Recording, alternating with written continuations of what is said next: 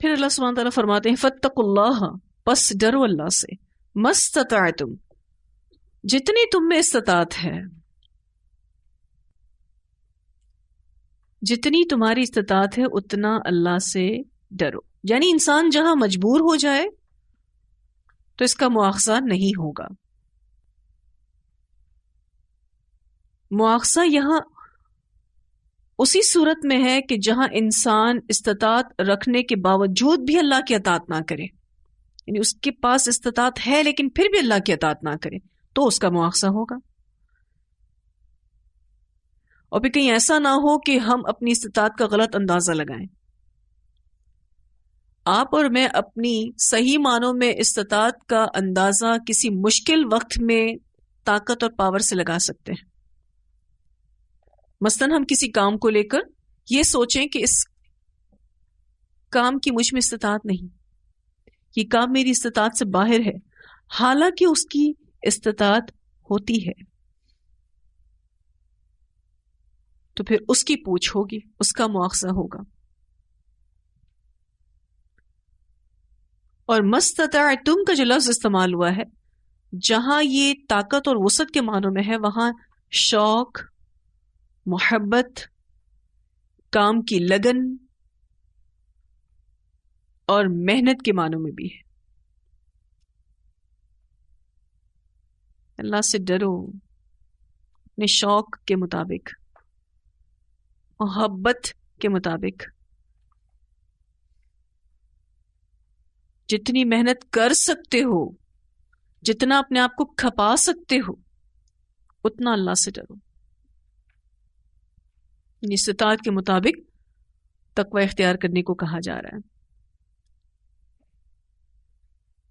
اور ویسے بھی اللہ سبحانہ تعالیٰ نے جو بھی احکامات نازل کیے ہیں وہ سب ہماری وسعت میں ہیں. اس کے بارے میں ہم پیچھے بھی پڑھ چکے ہیں سورۃ البقرہ میں، لا یکلف اللہ نفسا الا وسعها. اللہ وسعت سے بڑھ کر کسی پر بھی تکلیف نہیں ڈالتا.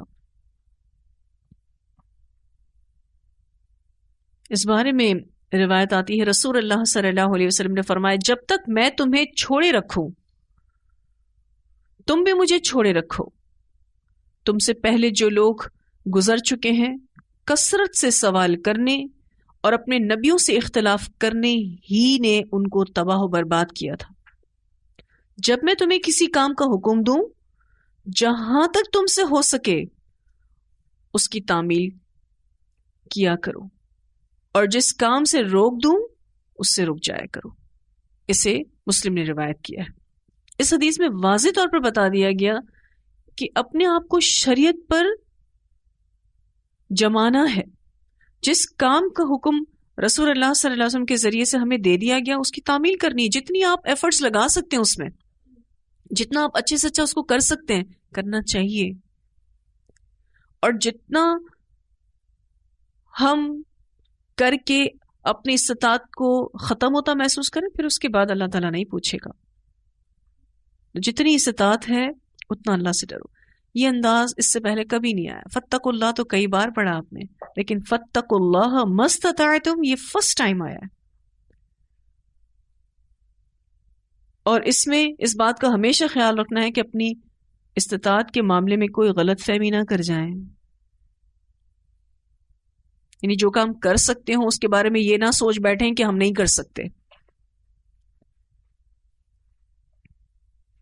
کیونکہ ہم تو اتنے نادان ہیں کہ ہماری استطاعتوں کے بارے میں دوسرے بتا رہے ہوتے ہیں کہ کیوں نہیں کر سکتے آپ یہ کام، آپ تو کر سکتے ہیں، کیا مسئلہ ہے. پھر ہم سوچتے ہیں ہاں میں کر تو سکتی ہوں. پہلے ہمارے ذہنوں میں یہ بات نہیں آ رہی ہوتی، کوئی اور ہمیں بتا رہا ہوتا ہے. اور پھر جب وہ کام ہم کر جاتے ہیں تو ہمیں لگتا ہے یہ کیا ہوا، میں تو اب تک یہی سمجھتی رہی کہ مجھ سے نہیں ہوگا، لیکن یہ تو مجھ سے ہو گیا.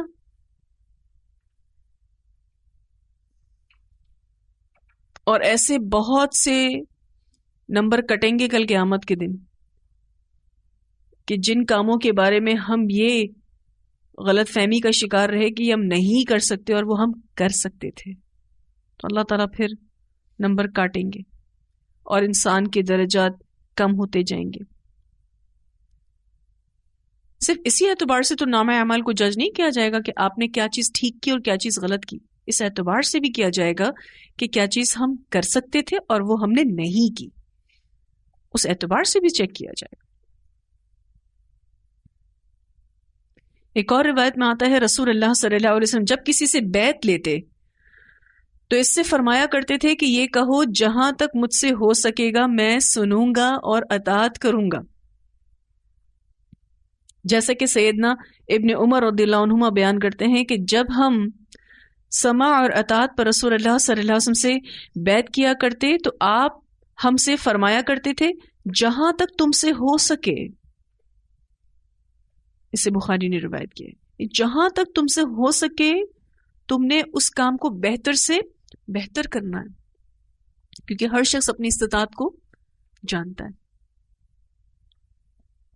سیدنا جریر رضی اللہ عنہ بیان کرتے ہیں کہ میں نے رسول اللہ صلی اللہ علیہ وسلم سے سننے اور اطاعت کرنے پر بیعت کی تو آپ نے مجھے تلقین کی کہ اس طرح کہو جہاں تک مجھ سے ہو سکے گا، یعنی یہ بھی کہو کہ جتنا میں اچھا کر سکوں گا میں کروں گا۔ نیز آپ صلی اللہ علیہ وسلم نے مجھ سے ہر مسلمان کی خیر خواہی کرنے پر بھی بیعت لی، اسے بخاری نے روایت کیا ہے۔ آگے جو یہ احکام آ رہے ہیں وَاسْمَعُوا، اسی کی کنٹینیوٹی ہے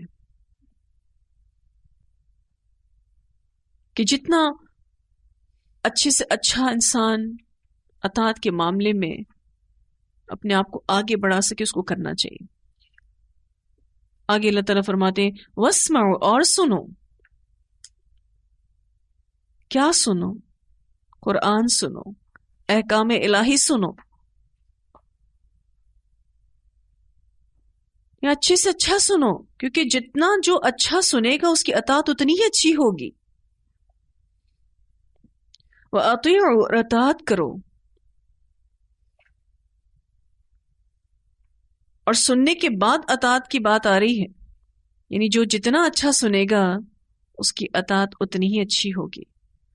وَأَنفِقُوا، اور خرچ کرو،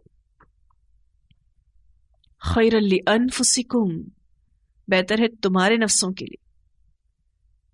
دوبارہ خرچ کرنے کی بات آ رہی ہے، صدقے کی ترغیب دی جا رہی ہے، اور ساتھ یہ بھی کہا گیا کہ یہ سب کچھ تمہارے نفسوں کے لیے اچھا ہے۔ خَيْرًا لِأَنفُسِكُمْ، 4 اہم کام بتائے گئے، فَاتَّقُوا اللَّهَ مَا اسْتَطَعْتُمْ، دوسرا وَاسْمَعُوا، تیسرا وَأَطِيعُوا، اور چوتھا وَأَنفِقُوا۔ جو یہ سب کرے وہ اپنے ہی نفسوں کا بھلا کرے گا۔ انفاق فی سبیل اللہ کی جو یہاں بات آ رہی ہے، خرچ کرنے کی بات، وہ اس لیے کیونکہ ہر تکلیف کے لیے بہترین مرہم ہے۔ جب کسی مشکل پریشانی میں ہوتے ہیں کچھ نہ کچھ اللہ کے راستے میں دے ڈالیں، دیکھیں دل کو کتنا سکون ملتا ہے، کیونکہ انفاق کا بڑا فائدہ ہے۔ ایک تو زخموں کے لیے مرہم ہے، دل کو سکون ملتا ہے، اور دوسرا اس سے گناہ معاف ہوتے ہیں، اس سے بلائیں ٹلتی ہیں، پرابلمز ختم ہوتی ہیں۔ تو پرابلم آنے سے پہلے بھی خرچ کرو، اور اگر پرابلم آ جائے تو بھی خرچ کرو۔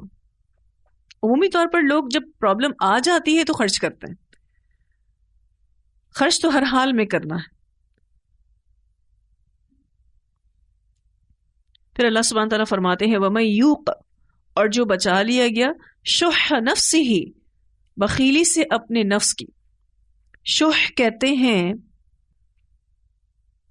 نفس کے شدید اور حرص پر مبنی بخل کو۔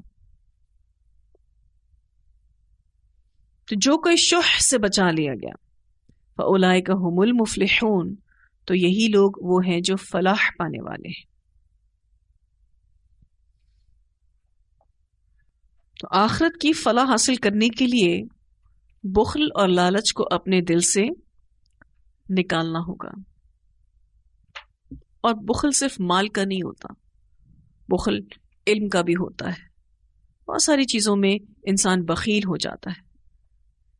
سنن نسائی کی روایت میں آتا ہے رسول اللہ صلی اللہ علیہ وسلم نے فرمایا کسی بندے کے دل میں بخل اور ایمان بیک وقت کبھی جمع نہیں ہو سکتے. یعنی دل میں ایمان ہو تو بخل نہیں آ سکتا، اور اگر بخل ہو تو ایمان نہیں آ سکتا. یہ دونوں چیزیں ایک وقت میں دل میں نہیں ہو سکتی. تو خلاصہ یہ ہے کہ مومن بخیل نہیں ہوتا، ہو ہی نہیں سکتا، کیونکہ اس کے دل میں ایمان ہے. جب ایمان ہوگا تو بخل نہیں آئے گا، دینے والا ہوتا ہے. پھر ایک اور کام بتایا جا رہا ہے، ان تقرضوا، اگر تم قرض دو گے اللہ کو، قرضا حسنا، قرض حسنا. پیچھے حالانکہ انفاق کی بات تو ہو گئی، لیکن دوبارہ سے قرض حسنا کہہ کر ایک مختلف انفاق کی طرف توجہ دلائی جا رہی ہے. اب یہاں سے مراد خالص اللہ کی دین کی خاطر خرچ کرنا، اور اس کو قرضا حسنا اس لیے بھی کہا گیا ہے کہ یہ دل کی پاکیزگیوں کے ساتھ دیا جاتا ہے، اخلاص کے ساتھ دیا جاتا ہے، ذاتی غرض سے عاری ہو کر دیا جاتا ہے.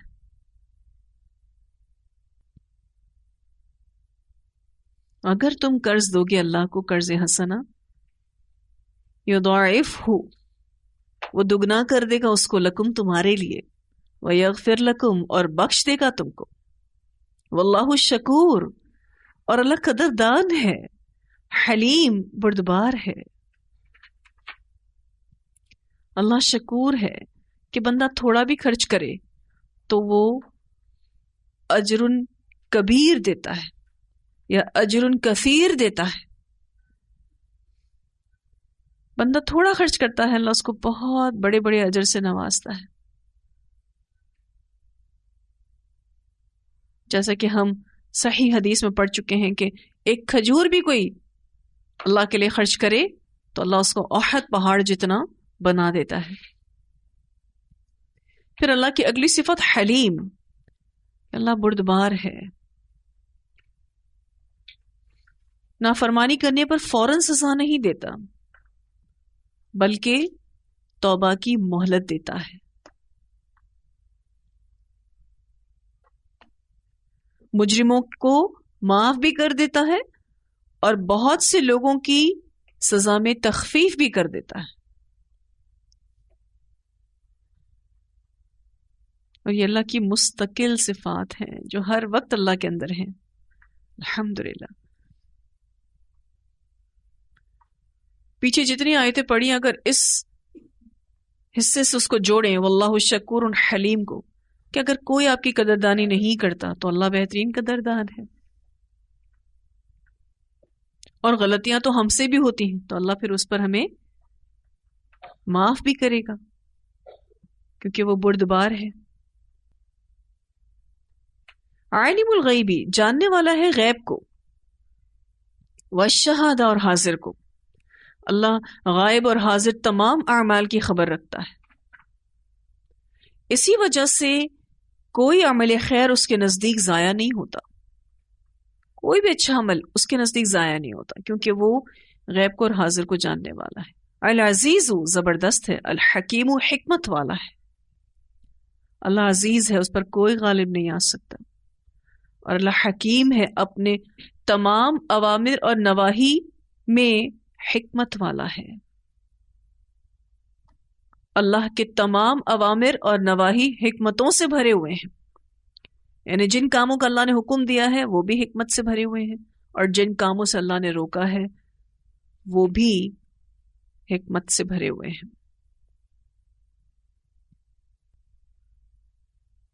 ہم نے قرآن پاک میں آزمائش کے بارے میں کئی جگہوں پر پڑھا. اس بارے میں بھی آپ نے سورہ ممتحنہ میں ایک لفظ پڑھا، امتحانہ. اسی طرح سے قرآن پاک میں ہم نے بلا کا لفظ بھی پڑھا ہے اور ابتلا کا لفظ بھی پڑھا ہے، اور آج فتنے کا لفظ بھی آیا ہے. یہ سارے الفاظ آزمائش کے لیے استعمال ہوتے ہیں، لیکن ان میں تھوڑا تھوڑا سا فرق ہے. امتحانہ کہتے ہیں ایسی آزمائش کو جو سختی کے بجائے نرمی سے کی جائے. اور اس میں سابقہ تعلیم اور تربیت کی آزمائش ہوتی ہے، یعنی جو پہلے کچھ سیکھا ہوتا ہے اس کی چیکنگ ہوتی ہے،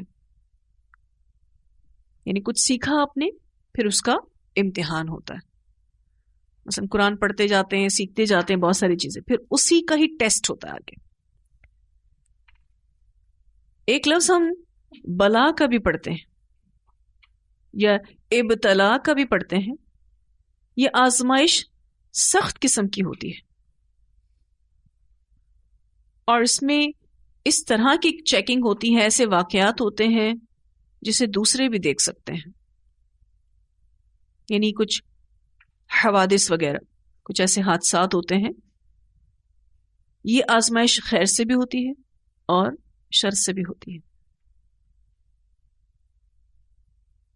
اور ایسی آزمائش کو بھی کہتے ہیں جس میں شدت اور سختی پائی جائے. تو بلا سخت قسم کی آزمائش کو کہتے ہیں جس کو دوسرے بھی دیکھ سکیں، کچھ ایسے واقعات، کچھ ایسے حادثات جو لوگوں کے سامنے آ جاتے ہیں، خیر سے بھی تعلق رکھتے ہیں، شر سے بھی تعلق رکھتے ہیں، لیکن ہوتی اسٹرکٹ چیکنگ ہے. پھر آپ نے فتنہ کا لفظ بھی پڑھا. یہ ایسی آزمائش ہوتی ہے جو ان چیزوں کے ساتھ ہوتی ہے جس میں انسان کا دلی لگاؤ ہوتا ہے، اور یہ اس طرح کی آزمائش ہوتی ہے کہ بسا اوقات انسان کو پتہ بھی نہیں چلتا کہ وہ آزمائش میں مبتلا ہے. جیسے مال اور اولاد کو کیا کہا گیا؟ فتنہ کہا گیا، اور بسا اوقات انسان کو پتہ بھی نہیں ہوتا اور وہ اس فتنے میں مبتلا ہوتا ہے. ویسے فتنے کا لفظ زیادہ تر برے مفہوم میں استعمال ہوتا ہے، مثلا دکھ، رنج، رسوائی، عبرت، عذاب.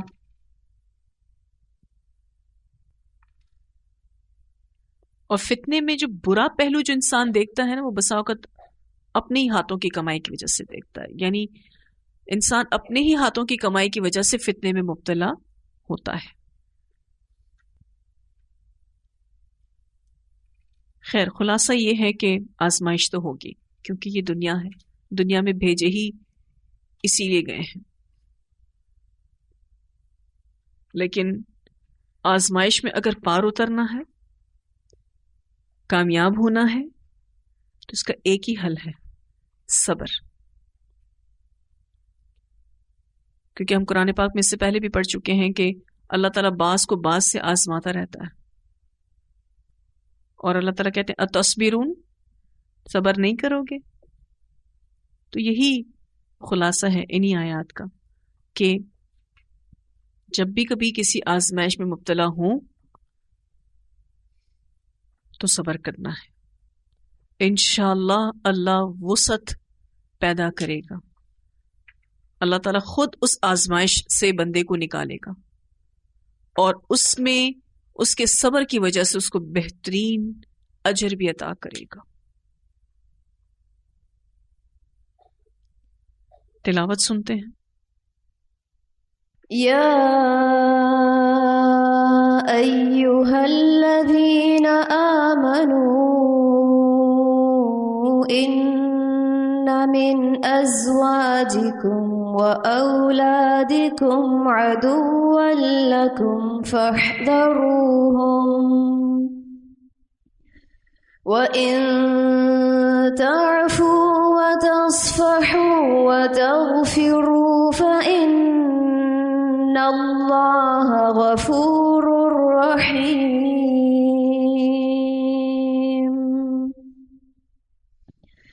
إِنَّمَا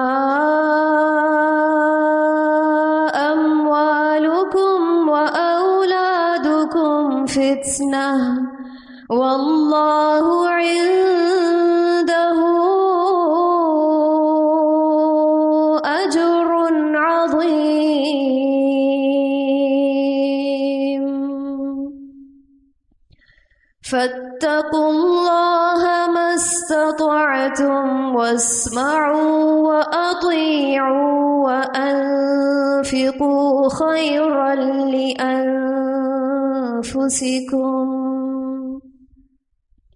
ومن يوق شح نفسه فأولئك هم المفلحون إن تقرضوا الله قرضا حسنا يضاعفه لكم ويغفر لكم والله شكور حليم عالم الغيب والشهادة العزيز الحكيم. الحمدللہ ہمارا لیسن مکمل ہوا. وآخر دعوانا ان الحمد للہ رب العالمین. سبحانک اللہم وبحمدک نشہد ان لا الہ الا انت نستغفرک ونتوب الیک.